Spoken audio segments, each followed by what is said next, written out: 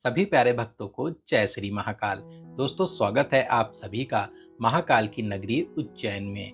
आज के इस खास वीडियो में हम और आप मिलकर महादेव जी के सबसे अलौकिक दरबार श्री महाकालेश्वर ज्योतिर्लिंग में दर्शन और यात्रा की संपूर्ण जानकारी जानेंगे। जैसे आप यहाँ तक कैसे पहुँचेंगे, रुकने के लिए होटल या धर्मशाला कहाँ पर लेना चाहिए, यात्रा और दर्शन का सही तरीका क्या है, उज्जैन में प्रमुख दर्शनीय स्थल कौन कौन से हैं, यहाँ पर खाने पीने की कैसी व्यवस्था है, इस पावन यात्रा में आपका कितना बजट लग सकता है और वो सभी जानकारियाँ जो इस यात्रा को बहुत आसान बना सके। तो चलिए श्री महाकाल बाबा का नाम लेकर इस अलौकिक यात्रा को शुरू करते हैं। दोस्तों, उज्जैन भारत के दिल मध्य प्रदेश राज्य का बहुत ही प्राचीन और पवित्र शहर है जो पावन शिप्रा नदी के किनारे बसा है। यहीं पर 12 ज्योतिर्लिंग में से एक, तीनों लोकों के स्वामी और जगत के पालनहार श्री महाकाल विराजमान हैं। महाकाल जी उज्जैन के राजा हैं और उनकी आज्ञा से ही ये शहर चलता है। दोस्तों, मोक्ष प्रदान करने वाली सप्तपुरियों में से एक उज्जैन भारत के सबसे पवित्र शहरों में से एक है। पुराणों में इसे अवंतिका और उज्जैनी कहा गया है और यहीं पर द्वापर युग में भगवान श्री कृष्ण जी ने महर्षि संदीपनी जी के आश्रम में शिक्षा प्राप्त की थी। इसके अलावा महान सम्राट विक्रमादित्य की राजधानी यही हुआ करती थी। साथ ही प्रसिद्ध कवि कालिदास ने अनेक ग्रंथों की यहीं पर रचनाएं की थी। तो चलिए वीडियो में आगे बढ़ते हैं और एक एक करके बहुत ही आसान भाषा में सभी बातों को जानते हैं। दोस्तों, आपको हर प्रमुख स्टेशन से उज्जैन के लिए डायरेक्ट ट्रेन मिल जाएंगी। वहीं आसपास के शहरों और राज्यों से यहाँ की बस कनेक्टिविटी भी बहुत अच्छी है। रेलवे स्टेशन के पास ही बस स्टैंड बना हुआ है और यहाँ से महाकाल मंदिर की दूरी 2 किलोमीटर की है। ऑटो में 20 रुपए देकर आप मंदिर के पास आ जाएंगे। तो चलिए अब हम लोग बात करते हैं यहाँ पर रुकने के लिए होटल या धर्मशाला कहाँ पर लेना चाहिए। दोस्तों, आप रेलवे स्टेशन के आसपास, महाकाल मंदिर गेट नंबर 1 के आसपास या सबसे अच्छा हर सिद्धि माता रोड पर होटल लेना चाहिए। यहाँ पर धर्मशाला आपको 500 से 600 रुपए में मिल जाते हैं। वहीं होटल्स की स्टार्टिंग 800 से 1000 रुपए में हो जाती है। अच्छे रूम आपको 1200 से 1500 के बजट में मिलते हैं। वहीं 2000, 3000, 5000 तक के बजट में बहुत ही अच्छे रूम्स मिल जाएंगे। तो चलिए अब बात करते हैं यहाँ पर दर्शन का सही तरीका क्या है।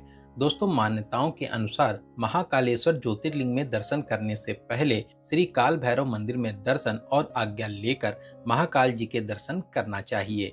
काल भैरव मंदिर महाकाल मंदिर से 7 किलोमीटर दूर है और इसी रूट पर और भी बहुत से मंदिर पड़ते हैं। तो सबसे अच्छा रहता है यहाँ पर आप एक ऑटो बुक कर लीजिए। ऑटो वाले 7 से 8 प्लेसेस के लिए 600 से 700 रुपए चार्ज करते हैं और 3 से 4 घंटे में सभी को कवर करा देते हैं। तो सबसे पहले हम लोग श्री द्वारिकाधीश गोपाल मंदिर चलेंगे। दोस्तों, भगवान श्री कृष्ण जी को समर्पित ये उज्जैन का बहुत ही अलौकिक और दिव्य मंदिर है जिसकी स्थापना 19वीं शताब्दी में सिंधिया राजवंश के द्वारा कराई गई थी। यहाँ पर आप गर्भगृह में भगवान श्री कृष्ण जी के अद्भुत रूप के दर्शन कर आशीर्वाद प्राप्त कर सकते हैं। तो चलिए यहाँ पर दर्शन करने के बाद अब हम लोग संदीपनी आश्रम चलेंगे। दोस्तों, संदीपनी आश्रम बहुत ही प्राचीन गुरुकुल है जहाँ पर द्वापर युग में भगवान श्री कृष्ण भाई बलराम और मित्र सुदामा के साथ पढ़ा करते थे। इसी आश्रम में भगवान श्री कृष्ण जी ने महर्षि संदीपनी के मार्गदर्शन में केवल 64 दिनों में 64 विद्याएं और 16 कलाओं को सीखा था। पूरे ही परिसर को बहुत ही हरा भरा बनाया गया है। साथ ही यहाँ पर बहुत से प्रमुख मंदिर भी हैं। आप यहाँ पर कुंड के चारों तरफ बनी 64 विद्याओं की झलकियों को देख पाएंगे। तो यहाँ पर अच्छे से घूमने और दर्शन के बाद अब हम लोग मंगलनाथ मंदिर चलेंगे। दोस्तों, मंगलनाथ मंदिर उज्जैन के सबसे प्रमुख मंदिरों में से एक है जो शिप्रा नदी के तट पर स्थित है।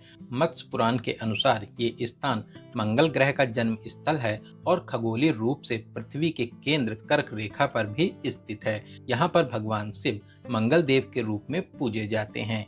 इसके अलावा ये मंदिर विशेष पूजन के लिए बहुत ही प्रसिद्ध है। जिन लोगों की कुंडली में मांगलिक दोष या विवाह में बाधा होती है, यहाँ पर दर्शन और पूजन कराने से सभी बाधाएं दूर हो जाती हैं। तो यहाँ से आगे बढ़ते हुए अब हम लोग काल भैरव मंदिर चलेंगे। दोस्तों, काल भैरव मंदिर उज्जैन में महाकाल मंदिर के बाद सबसे प्रमुख मंदिर है जो भगवान शिव के उग्र रूप को समर्पित है। महाकाल उज्जैन के राजा हैं, वहीं काल भैरव जी यहाँ के सेनापति और कोतवाल हैं जो उज्जैन की रक्षा करते हैं। मंदिर में प्रसाद और फूल माला के साथ भक्त काल भैरव जी को मदिरा भी भेंट करते हैं, लेकिन अब यहाँ पर मदिरा का भोग बंद कर दिया गया है। काल भैरव मंदिर में दर्शन करना जरूरी माना जाता है। साथ ही यहाँ पर दर्शन करने के बाद ही आपकी उज्जैन यात्रा पूरी होती है। तभी यहाँ पर उज्जैन आने वाले सभी भक्त दर्शन करने जरूर आते हैं। दोस्तों, अगर आपको वीडियो की जानकारी हेल्पफुल लग रही हो तो वीडियो को लाइक और चैनल को सब्सक्राइब जरूर करें। तो चलिए यहाँ से आगे बढ़कर अब हम लोग गढ़कालिका मंदिर आ जाएंगे। दोस्तों, गढ़कालिका मंदिर एक शक्ति पीठ है जो माता सती के 51 शक्ति पीठों में से एक है और यहाँ पर माता रानी का ऊपरी ओंठ गिरा था। यह मंदिर अपनी सिद्ध शक्तियों और ऊर्जा के लिए बहुत ही प्रसिद्ध है। मान्यताओं के अनुसार महाकवि कालिदास को इसी मंदिर में माता के आशीर्वाद से ज्ञान की प्राप्ति भी हुई थी। दोस्तों, गढ़कालिका मंदिर के पास ही स्थिर मन गणेश मंदिर है। आप यहाँ पर भी दर्शन कर सकते हैं। साथ ही भक्त यहाँ पर गायों को चारा भी खिलाते हैं, तो आप भी इस पुण्य में जरूर शामिल होइए। तो चलिए आगे बढ़कर अब हम लोग भरथरी गुफा चलेंगे जो गढ़कालिका मंदिर से 500 मीटर दूरी पर है। आप यहाँ पर कुछ सीढ़ियाँ उतरकर मंदिर के पास आ जाएंगे। दोस्तों, भरथरी गुफा लगभग 2000 वर्ष पुरानी है और यहीं पर सम्राट विक्रमादित्य के बड़े भाई राजा भरथरी ने अपनी पत्नी पिंगला के वियोग में आकर संन्यास लेने के बाद गुरु गोरखनाथ जी के शिष्य बनकर 12 वर्षों तक कठोर तपस्या की थी। आप यहाँ पर गुफाओं में प्रवेश कर दर्शन आदि कर सकते हैं। ये भरथरी गुफा नाथ संप्रदाय का साधना करने का प्रमुख केंद्र है। तो इन सभी मंदिरों में दर्शन करने के बाद अब हम लोग चिंतामन गणेश मंदिर चलेंगे जो भरथरी गुफा से लगभग 9 किलोमीटर दूर है। दोस्तों, चिंतामन गणेश मंदिर शिप्रा नदी के किनारे स्थित एक अलौकिक मंदिर है। यहाँ पर भगवान गणेश 3 स्वयंभू रूपों में विराजमान हैं। चिंतामन चिंताओं को दूर करते हैं, इच्छामन सभी इच्छाओं की पूर्ति करते हैं और सिद्ध विनायक सभी कार्यों को सिद्ध करते हैं। पौराणिक मान्यताओं के अनुसार इस मंदिर की स्थापना भगवान श्री राम जी ने अपने वनवास के दौरान की थी। दोस्तों, यहाँ पर तुला दान का भी बहुत महत्व है। मनोकामना पूर्ण होने पर अपने बच्चों के वजन के बराबर लड्डू, गुड़ और भी सामग्री दान करते हैं। तो यहाँ पर अच्छे से दर्शन करने के बाद अब हम लोग वापस अपने होटल पर आ जाएंगे। कुछ देर आराम करने के बाद 4 बजे साइड रामघाट चलेंगे।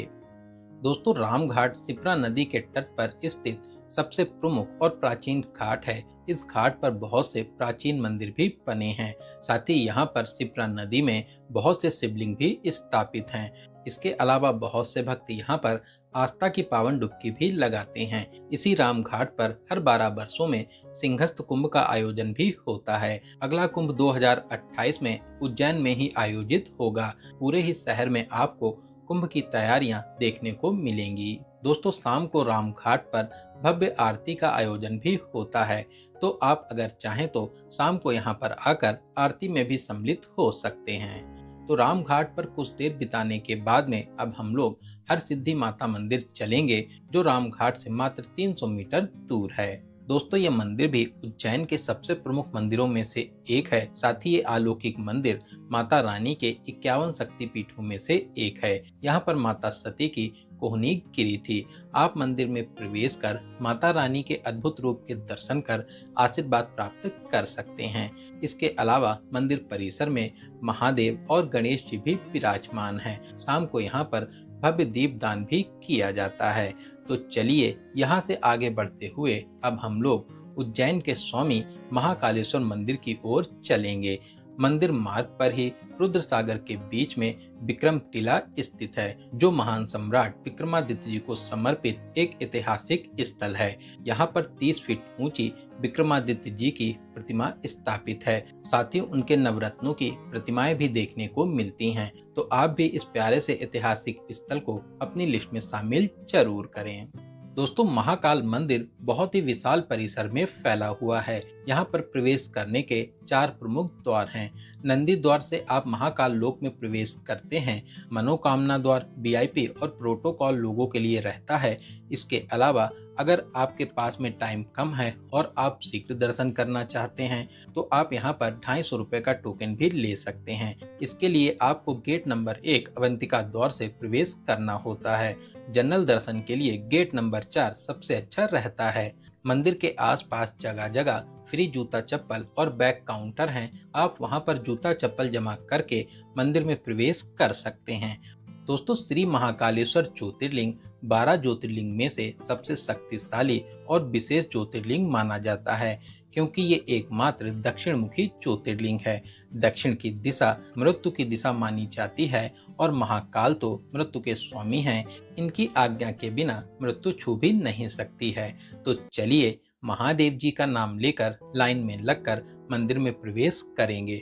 दोस्तों, यहाँ पर बहुत ही अच्छा कॉरिडोर बना है। साथ ही दर्शन के लिए बहुत सी लाइनें हैं, जिससे ज्यादा भीड़ होने पर बहुत ही आसानी से भीड़ को मैनेज किया जाता है।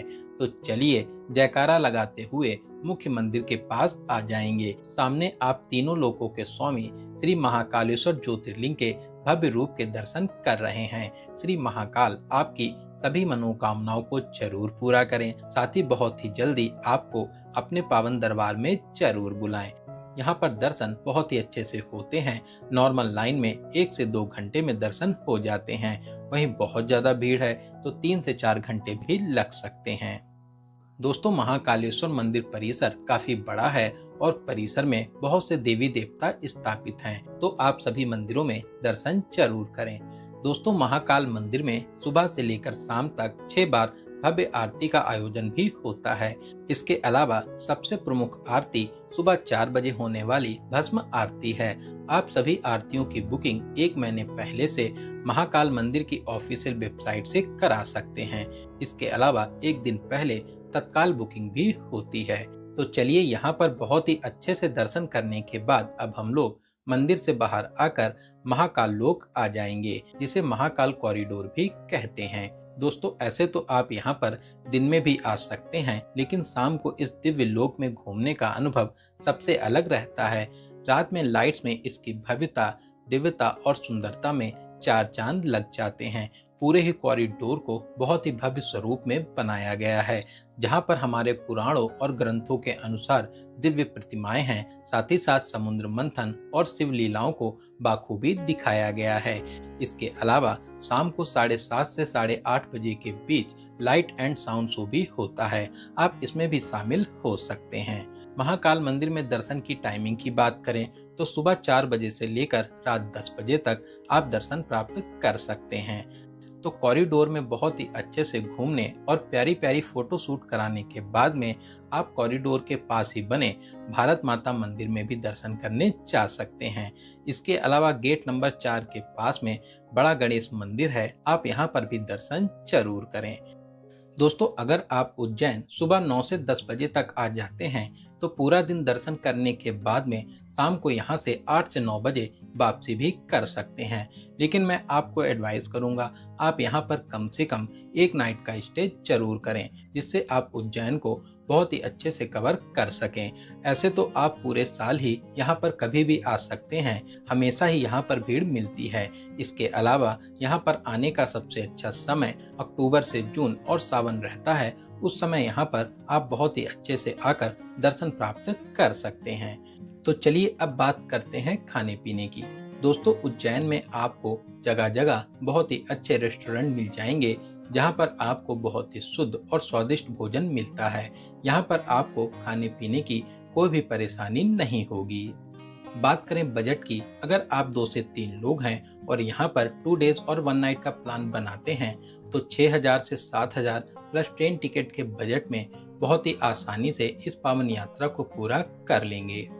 तो दोस्तों, आपको ये वीडियो कैसा लगा और आप इस वीडियो को कहाँ से देख रहे हैं, कमेंट बॉक्स में जरूर बताइएगा। तो चलिए दोस्तों, अब मिलते हैं किसी ऐसे ही इंफॉर्मेटिव वीडियोस में।